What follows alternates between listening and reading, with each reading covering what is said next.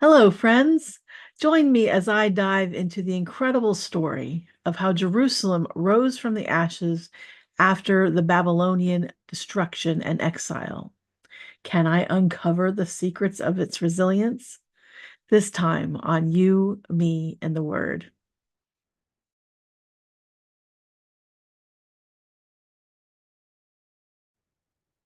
In the 6th century BC, the city of Jerusalem was left in ruins after the brutal Babylonian siege. The once thriving metropolis, home to the Temple of Solomon, was reduced to mere rubble. This devastating event marked the end of the kingdom of Judah, leaving its people shattered and displaced. The Babylonian destruction was a catastrophic blow to the Jews who had grown accustomed to living in their sacred city. The trauma of being exiled from their homeland, witnessing the destruction of their beloved temple, and facing the loss of their national identity left an indelible mark on their collective psyche, not to mention that they felt that God had finally had enough and just left them. The sense of despair and hopelessness was palpable, as if the very fabric of their existence had been torn apart. That enforced exile ended with the defeat of Babylon by Cyrus the Great, the king of Persia, or the Medes and Persians. He had just conquered Babylon. If you looked at my previous video about the story of the Bible, was the handwriting on the wall that announced the end of Babylon. And then Cyrus is described as being moved by God to allow the Jewish people to return to Jerusalem and rebuild the temple. Then there was the physical journey home, which was no small feat. They had to travel across the desert, just like their ancestors, Abraham and Sarah, and the 12 tribes after their escape from Egypt. This time, the Jewish people had been gone for over 70 years. When they finally got there, they faced a number of difficult tasks. Their homeland was in shambles. Babylon had leveled Jerusalem, leaving only the rubble. The people had to rebuild everything from scratch, and that was no easy feat. Remember, they had been gone for over 70 years. The city of Jerusalem, once the center of Jewish life, lay in ruins. The temple, the symbol of their faith, was destroyed, and their community was scattered and fragmented. Rebuilding their homeland required more than just physical labor. It demanded a deep sense of purpose and unity because was so difficult. The Jewish people had to come together to restore their community, which had been torn apart by the Babylonian exile. They had to remember and reestablish their religious practices, which had been forgotten or had to be distorted or changed during their time in Babylon because their religious practices often involved the temple. They didn't have access to the temple. So that's where they began. They started by rebuilding the temple. The Babylonians had razed it to the ground. While King Cyrus sponsored this project, they didn't have the resources to make it as grand as the temple King Solomon built hundreds of years before. However, they would be able to encounter God there.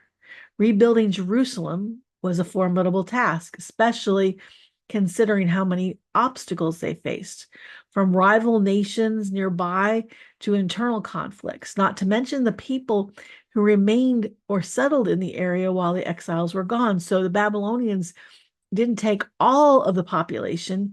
They just took the most powerful ones, the ones that they thought were most likely to cause trouble.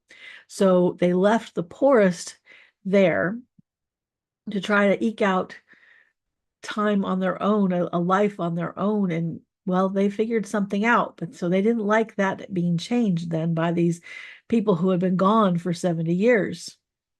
Digging deeper into this fascinating story, we find two key figures who played a pivotal role in the Jewish people's return: Ezra and Nehemiah, both of whom have books in the Bible named after them. Ezra, both a scribe or expert in the law and a priest, brought back the Torah to the people, which are the first 5 books of the Bible. And really, it was the main part of the Bible for the people of that time.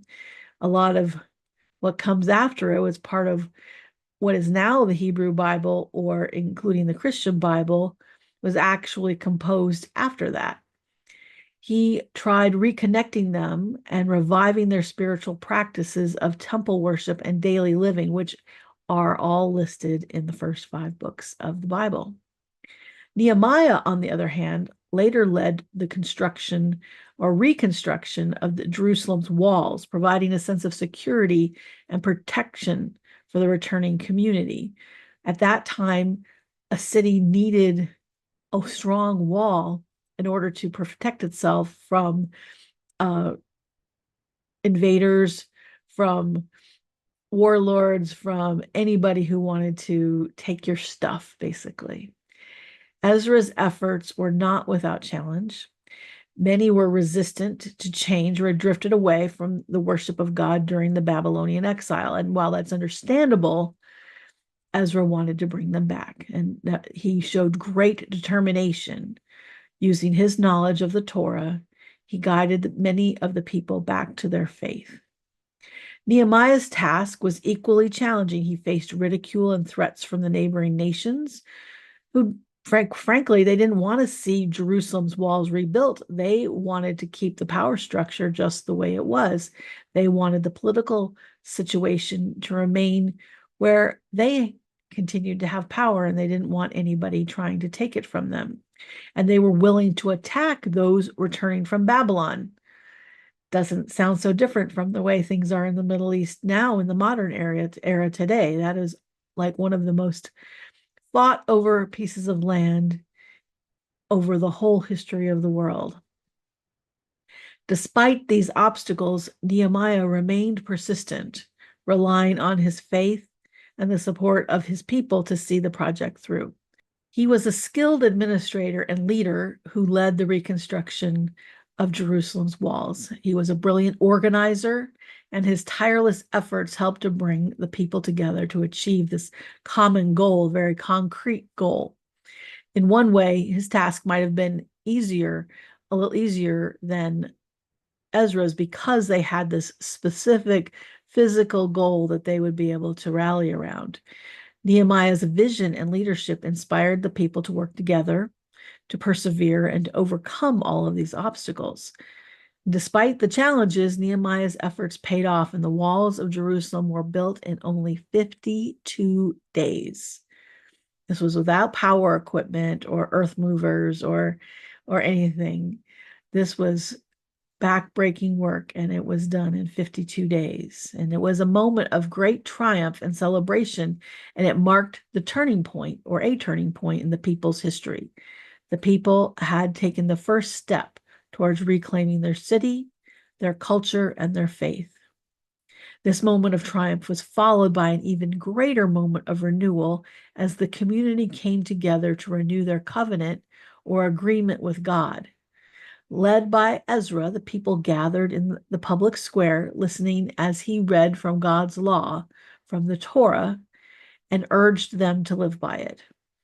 It was a moment of profound repentance, or turning back to God, as the people acknowledged their sins, or in other words, how much they missed the mark. They confessed their faults and recommitted themselves to God. And as the people actually wept, mourned, and fasted, they began to experience a sense of spiritual renewal.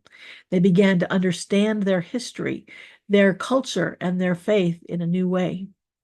And they began to see themselves as a part of a larger story, a story of God's love, redemption, and salvation. And it was a moment that would shape their identity, their values, and their destiny for generations to come. The astounding thing is that now, thousands of years later, you also are a part of that story.